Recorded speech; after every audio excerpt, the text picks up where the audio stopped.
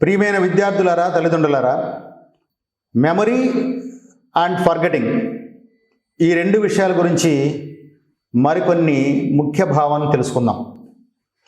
German psychologist Hermann Ebbinghaus ప్రతిపాదించినటువంటి forgetting curve ప్రకారం తెలుసుకున్న విషయం, అంటే వినడం ద్వారా కానీ చదవడం ద్వారా కానీ నేర్చుకున్నటువంటి విషయం ఏదైతే ఉందో వారం రోజుల తర్వాత 10% కూడా బ్రెయిన్లో నిక్షిప్తం కావటం లేదు అన్న విషయాన్ని ఆ కరువు ద్వారా ఆ శాస్త్రవేత్త తెలియజేశాడు.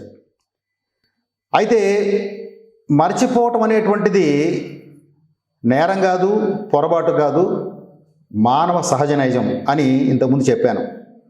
అయితే మర్చిపోకుండా మెమొరీని స్ట్రెంగ్తెన్ చేసుకోవటం గురించి ఈరోజు మీతో చర్చించదలుచుకున్నాను.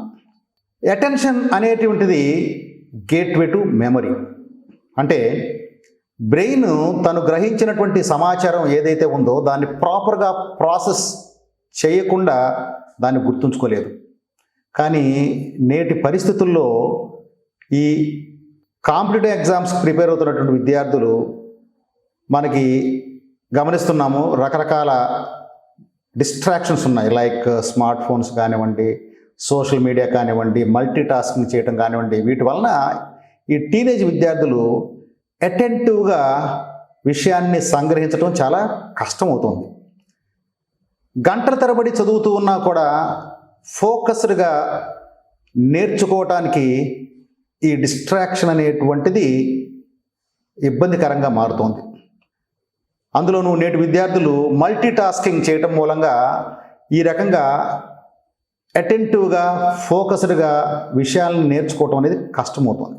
అంటే కాసేపు చదువుతారు, వెంటనే రిలాక్స్ అవ్వడానికి టీవీ కానీ మొబైల్ కానీ చూస్తారు. సో ఇది యాక్చువల్గా switching over between two contradictory situations అన్నమాట ఇవి. సో దీనివల్ల రిటెన్షన్ అనేటువంటిది కష్టమవుతుంది.